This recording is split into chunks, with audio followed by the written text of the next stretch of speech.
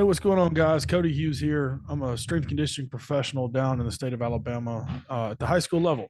And today I've got Dr. Eisenman uh, asked me to present quickly on how I develop strength, like when I'm going to put pen to paper, how I'm going to write sets and reps. And hopefully we can knock this out really fast, no problems asked.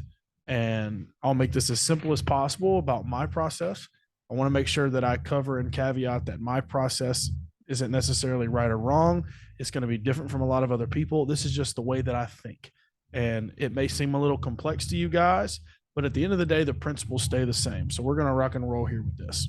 I'm going to share my screen with you guys here. You guys can see my spreadsheet here. The first thing I'm going to touch is the two main charts that I use when it comes to developing any type of quality that I want and understanding finding intensities. I use a lot of percentage based training whenever we train. I also mix in velocity based training, but I use, for the most part, a relative intensity table, a modified Phillips chart, and time under tension chart of understanding how to apply tension to increase force output, force capacity. Okay, we're trying to increase the ability to produce force from both a rate coding standpoint, a rate of force development standpoint, but also from a myofibular maximum strength standpoint. This is my guiding table, guys. And if I just work inside of this, this will tell me everything I need to know. As far as relative intensity works, if you guys have seen already from Doc or any other class, this is basically telling you what absolute percentage is going to be relatively how hard, right? Or how intense relatively compared to the amount of reps you're doing. For example, a 70% set at 4 reps is going to be around an 80% relative intensity or an 80% out of 100 capacity. Everything at the top here would be like a rep max. So like an absolute really good 5 RM, 87 and a half. That's pretty aggressive too. Now, is there some plus minus there depending on the individual? A lot of, slow twitch, fast twitch, dominant, and energy system? Yes. So don't take everything as absolute here. But understanding that in order to develop strength, okay, the number one principle we're going to be looking at is progressive overload. And I'm going to show you how I look at progressive overload in many different metrics. And in order for us to be able to train all the time, and leave some room in the tank to come back and overload the system again. For the most part, we're going to be training somewhere in this area from light plus to moderate plus. And then every once in a while, we'll hit heavy plus. And if you really want to assess up here in the max. If you guys know who A.S. Prilipin is, he was an old school Olympic weightlifting coach. I modified this Prilipin's chart based on what I like of how to work within set and rep schemes for certain qualities that I want to see. The original Prilipin's chart is built more for weightlifters, so people that clean and jerk snatch. This is more for like a squat, bench, deadlift. You can even use it for like a clean or an Olympic lift, but mostly what I work inside. So you've got 6 qualities here, okay, from assessment, max strength, strength size, or myofibular hypertrophy, like a mechanical tension and trying to put on a little size. Power hypertrophy, meaning you can do a lot of reps here in these ranges for hypertrophy or this type of intensity for power development. You've got power capacity. You can move weights really fast here, or you can try to build some work capacity. And at the bottom here, I say capacity skill, because most of the time when you're trying to build barbell skill, you're using really light weight, and the adaptations are not necessarily physical. They're more neurological and they're more motor skill based. Down here, the time under tension chart, this was actually coined by Coach Alan Bishop at the University of Houston, talks about 4 different qualities here being if the entire set takes 20 seconds or less, you're mostly dealing with relative strength. If you want to put on myofibular hypertrophy, you want to try to keep the set time-wise between 20 and 40 seconds. If you want hypertrophy here, which is sarcoplasmic and kind of a blend between sarcoplasmic and myofibular hypertrophy, 40 to 60, and strength endurance is at 60 plus. So I use these charts to create sets and rep schemes to kind of understand how stressful a set and rep scheme really is and where I'm trying to work and what type of quality I'm trying to create. Now, a really untrained athlete is going to be able to show better force or strength expression by just doing something and adding a little bit every week. So something works with an untrained athlete. You have to be more dialed in the more adaptations that you see more trained athletes do down the road. Now I'm going to show you here my way of writing set and rep schemes and how I do this and it gives me a calculated number. Okay. I want you guys to kind of see this and we can walk through it and wanting to know what these numbers are. All right. So right here is basically my set and rep scheme. 3 reps at 50%. Okay. And what my tempo is. A 1 is a normal rep, down up, right? If I wanted more time under tension, I would go here. This gray here is a formulated metric. This is going to formulate how long the time was for that set. 3 reps that take 2 seconds. So 1 means down and up. 6 seconds total time. Okay. And this is my stress unit. Okay. Stress unit is basically reps times percentage times a tension unit. And our tension units are different. They go up a quarter of a unit for every second added if you do tempo or accentuated eccentrics. Okay. Now, what we're looking at here, so I write my set rep scheme and it tells me everything I need to know. Okay. Down here will be the average intensity of the set. Down here is how many total reps we've done. And right here is the average total time under tension for the entire set rep scheme. Down here is basically telling me, am I inside any of those chart metrics that I showed you here?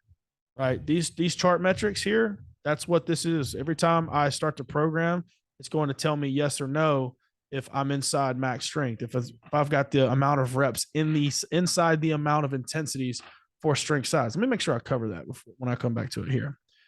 So basically what this chart says here, okay, let's just look at strength size, that I need to get somewhere between 10 to 20 total reps. Optimal would be 15. That's what opt means. 15 total reps between 70 to 80% 1RM at 3 to 6 reps per set. So I want to keep my reps low so I can fit it inside that intensity, because we know the higher the reps, the lower the intensity. We want to get somewhere between 10 to 20, and really optimal would be 15 total reps of work.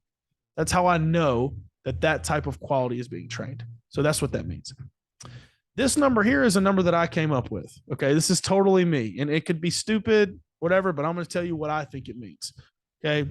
Basically what I'm looking at here is these units, these stress units that I was telling you, reps times intensity times time gives me a stress unit. Anytime we go up in reps, go up intensity, or go up in time, that makes this unit higher. And then we are going to sum all of these and divide it by 3. Because when I started, it gave me a 0 to 30 scale. I decided to divide it by 30. And this number is how stressful is this set to the body? 0 to 10. And I've got it color coded as well. That's going to help me know if I'm progressively overloading. And there's a lot of different ways you can progressively overload. You can progressively overload with total reps. You can progressively overload with average intensity. You can progressively overload with time. You can progressively overload with power if you have velocity-based training technology. There's a lot of different ways you can do it. So I've wrote a couple of set rep schemes here for you guys to see, to understand how we think this would work. Okay. Starting here with some accumulation. If you look at the set reps, it's 5 sets of 3 at 70%, 5 sets of 4 at 70%, and 5 sets of 5 at 70%. I generally have a rule that I don't start any set at above 65% without warming up first. So like I'm going to do a set of 50, set of 60, but it's going to count inside what we're doing just to get us to our working sets, which are here, right? 5 sets of 3 at 70%. Okay. They gave us 21 total reps, an average time under tension of 6 per rep, 6 seconds per rep. Average intensity is 65.7%. Okay. It's going to give me a 4.6 stress number. That's the way I look at it. We're going to week 2. All right. 5 by 3 to 5 by 4. Okay. We already know we're progressively overloading by total volume, right? But what about the other metrics? Okay. Same exact approach. 3, 50, 60, get warmed up. Now we just up the rep by 1 every set, same intensity.